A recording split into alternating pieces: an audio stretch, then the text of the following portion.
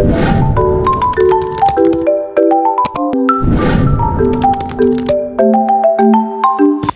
saya Putri. Bersama Anita Beni. Nama saya Anenta.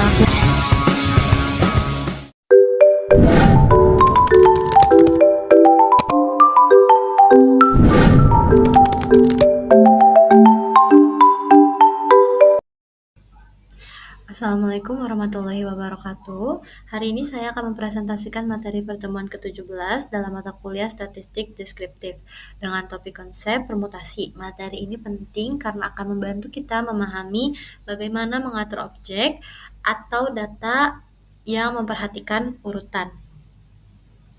Tujuannya itu untuk kita mampu memahami dan menerapkan konsep permutasi ini, terutama dalam konteks statistik. Kita akan membahas definisi, rumus, dan berbagai jenis permutasi beserta contohnya. Nah, apa itu permutasi? Permutasi adalah cara menyusun beberapa unsur atau objek dengan memperhatikan urutannya. Misalnya, saat kita menyusun struktur organisasi panitia, urutan siapa yang menjadi ketua atau sekretaris sangat penting. Jadi, urutan ini menentukan banyaknya susunan yang mungkin akan terjadi. Nah, contoh permutasi panitia ini kita memiliki 3 calon, misalnya namanya Dani, Ariel, dan Budi, dan ingin memilih 3 posisi berbeda. Maka kepala panitia bisa dipilih dengan 3 cara, keuangan dengan 2 cara, humas dengan 1 cara. Jadi totalnya 3 kali 2 kali 1 sama dengan 6 dengan susunan yang berbeda. Ada definisi dan teorema permutasi. Secara umum, jumlah permutasi dari n unsur berbeda adalah n faktorial atau n tanda seru. Jika kita hanya mengambil sebagian unsur, rumusnya menjadi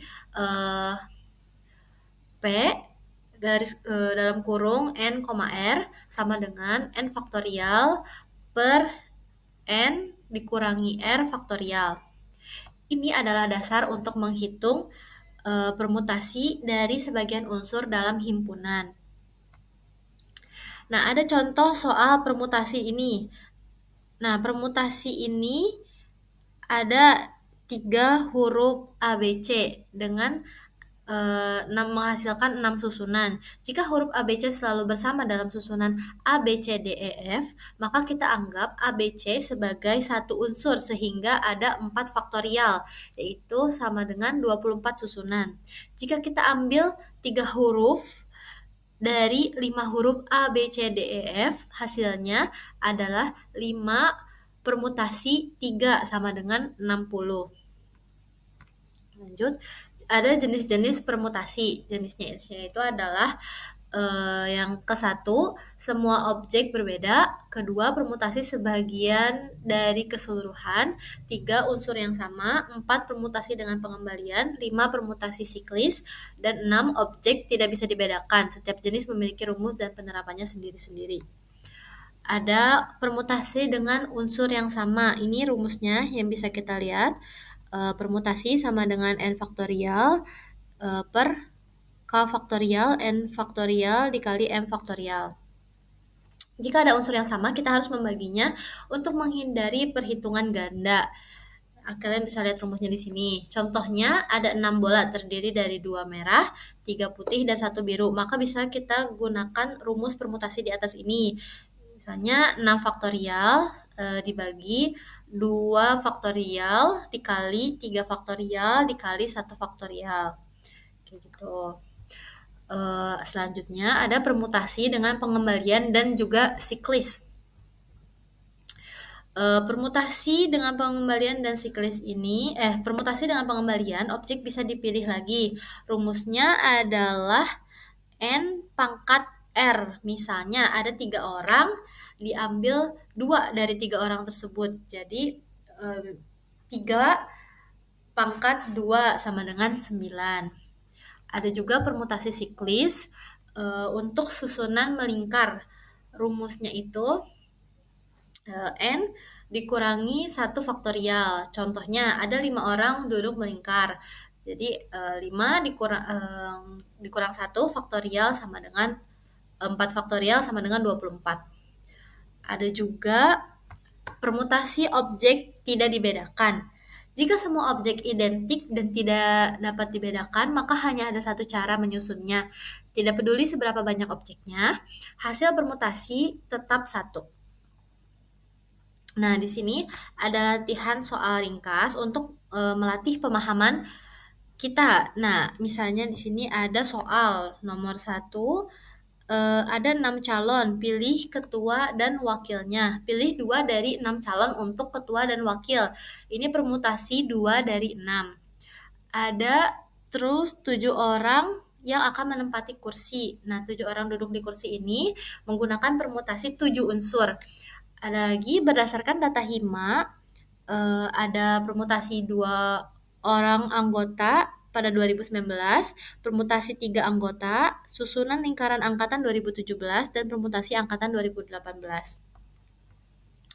Ini caranya itu kita bikin dulu tabel untuk nomor 3 ini 2017, 2018, 2019 masing-masing. Pria 2017 itu ada 4 orang, 2018 ada 6 orang, 2019 ada 10 orang. Untuk wanita pada 2017 ada 5, untuk 2018 ada 8, ada 2019 ada 11 orang. Totalnya pada 2017 pria dan wanita 9, pada 2018 pria dan wanita 14, pada 2019 pria dan wanita 21. Nah, permutasi 2 anggota hima dari angkatan 2019 ini bisa kita gunakan urutan dipertimbangkan. Ini kan urutannya dipertimbangkan kan. Nah, jadi permutasi dalam kurung 21,2. Kenapa 21? Karena secara keseluruhan pada 2019 itu ada 21 orang dan duanya itu dipilih 2 orang. Nah, jadi 21 kali 20 sama dengan 420. Ada juga permutasi 3 anggota hima dari seluruh anggota. Total seluruh anggotanya itu ada 9 tambah 14 tambah 21, yaitu 44 orang. Jadi pertambahan setiap tahunnya, setiap anggota per tahunnya. Permutasinya itu 3 dari 44. Permutasi 44,3 sama dengan 44 kali 43 kali 42. Kenapa kayak gitu? Jadi kan ini tuh ada urutannya gitu. Nah, dari 44 itu kan udah diambil nih 1 orang. Jadi 44 dikali 43, karena di 43 ini 1 orangnya udah diambil ke 44. Nah, dikali lagi 42, kenapa dikali 42? Karena udah diambil kan sama yang sebelumnya, urutan sebelumnya. Nah, hasilnya itu 70.464. Ada juga berapa banyak cara angkatan 2017 untuk membentuk lingkaran. Total angkatan 2017 dikurangi 9 orang. Permutasi siklis ini yang melingkar ini 9 dikurangi 1 faktorial, dikurangi 8 faktorial, dikurangi 40.320 sama dengan 40.320 cara. Ada lagi yang D, permutasi dari angkatan 2018. Angkatan 2018 ini kan ada 14 orang. Permutasi semua anggotanya itu 14 faktorial. Namun jika dipinta jumlah permutasinya itu 14 faktorial bisa lebih dari triliun ya caranya. Nah, sudah selesai penjabaran dari saya tentang materi permutasi pertemuan 17 ini. Semoga bermanfaat. Wassalamualaikum warahmatullahi wabarakatuh.